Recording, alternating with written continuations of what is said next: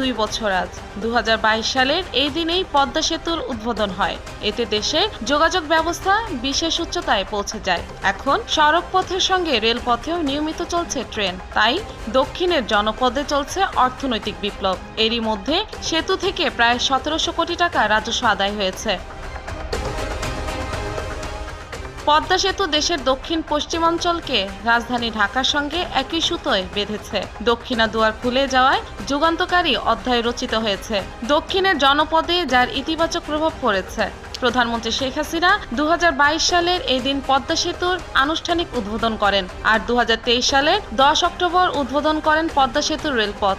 এখন দিনরাত সড়ক পথে বাসের সঙ্গে সেতুর নিচে রেলপথে ট্রেন চলছে। আর চলতি বছরেই নতুন রুটে যশোর পর্যন্ত ট্রেন চালু হচ্ছে। ট্রান্স এশিয়া নেটওয়ার্কের সঙ্গে যুক্ত হতে চলেছে পদ্মা সেতু।